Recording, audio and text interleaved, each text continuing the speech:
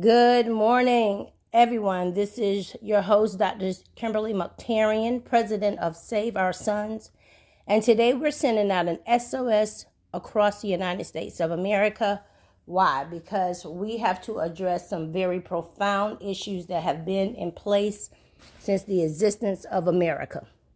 And of course, the existence of African Americans on this stolen soil. So today we're going to start with our very own Mr. Willie Lee Harris of FCI Coleman, a medium facility under the Bureau of Prisons. Good morning, Mr. Willie. Good morning. How are you this morning? We are doing well, sir. And of course, we want to speak with you regarding your experience. We all know that America has done more atrocities than any country that we know of, and call themselves a Christian nation. But you have been sentenced federally to life. And this was under the drug war initiated by Nixon by way of President Biden and President Clinton. So could you tell us a little bit about your story with the BOP or with the federal government? Well, it all begun in 1994 when I was given a life sentence for a nonviolent drug offense and had 150 kilos of cocaine attributed to me without them finding 1 ounce or 1 iota of cocaine. And I've been in the federal prison system now since 1994 and still serving a life sentence after all these years and after all the laws have changed and not being made retroactive. I've filed for clemencies. I've filed numerous petitions to the court, all to no avail. And prayerfully right now we're praying that this thing here that's been passed by the Sentencing Commission will go, but it's still on the judge's discretion. And prosecutor constantly deeming me to be a threat to society without even evaluating any of the accomplishments that I've made while being in prison and according to the BOP staff. So you were sentenced initially out of the state of North Carolina, correct? The Western District? The city of Charlotte by Judge Robert Potter. Who is now deceased. Robert Potter was a judge in Charlotte's Western District of North Carolina. And now that he's deceased, who is currently over your case? Judge Frank D. Whitney. Frank D. Whitney.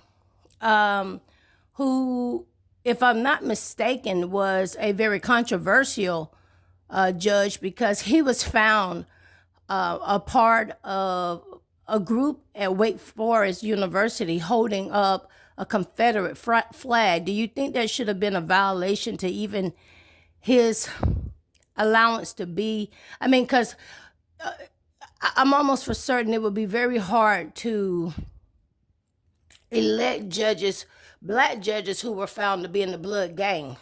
What you say? Well, it's evident that the system is biased, and it begins with biased congressmen and women, and it rolls down to biased judges and prosecutors, and this thing has affected black and brown people more than anybody else, and those are just facts, and that's been studied over and over again, and I just find it hard to believe that somebody who could believe in something as racist as holding a Confederate flag up could make good and wise decisions as it concerns black and brown people. Right.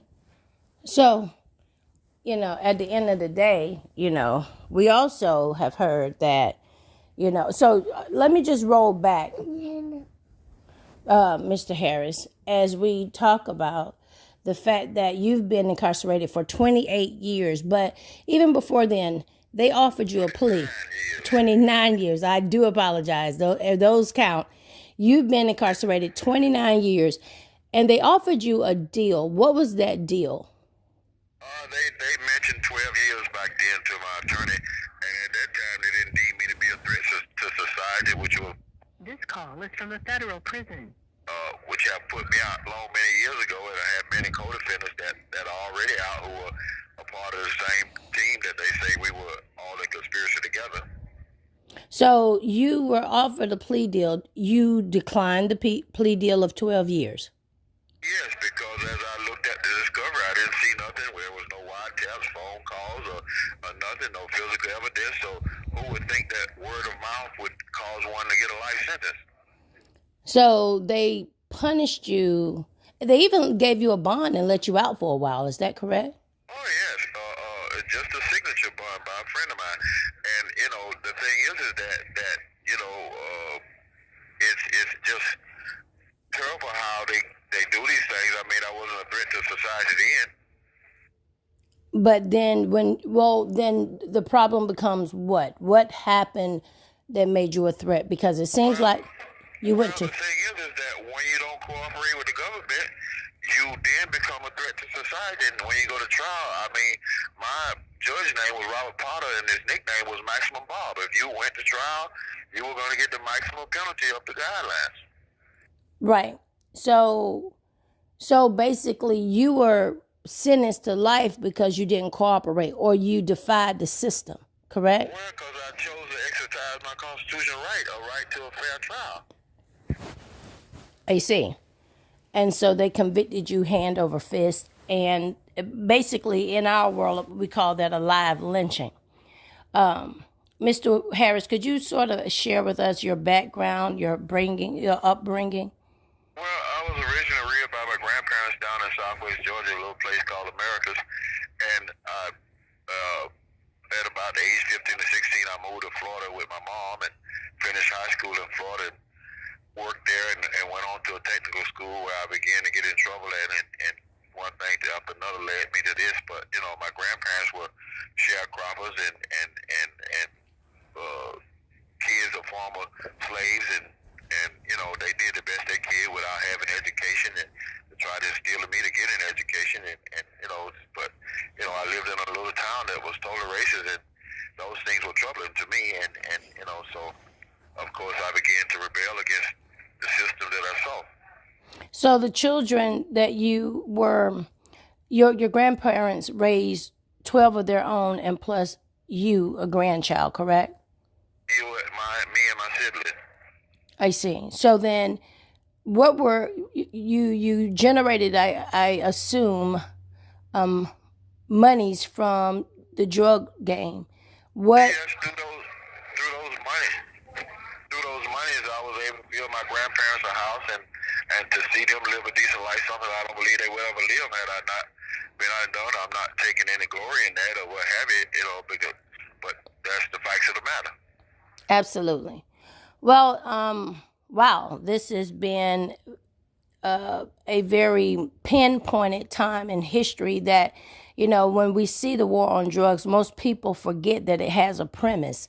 It goes all the way back to sharecropping. It goes back to slavery. It has a origin, and the origin is not opiates today, for sure. It goes all the way back to the dysfunction of America and their neglect to pay blacks what is owed, and so they create a downward spiral to the black community. Certainly, this is not more of a war on drugs, but a war on blacks and any minority they feel deemed unfit.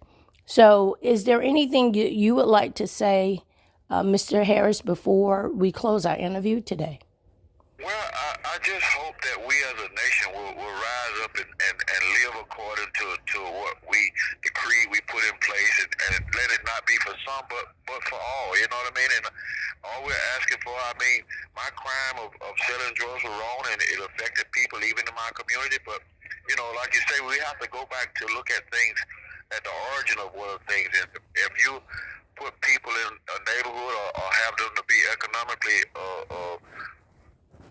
not treated economically as fair as others, then that creates a problem.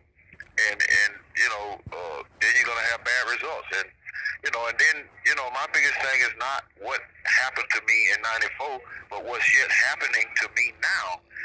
And the fact that they don't want to let me go after changing the laws and admitting that they were wrong. And we have a sitting president who was an architect of these laws, and he promised the people that he would allow us to let the people go, and he hasn't done it. So, we need to challenge our congressmen and women as well as our president. And this election cycle, we need to let it be known that you need to do what you say, or we don't want to put you back in office. Thank you so much, Mr. Harris. Well said. We look forward to seeing you on this side and many others. Again, thank you for joining Save Our Sons, the viewing and listening audience. We cry, let my people go. Willie Harris.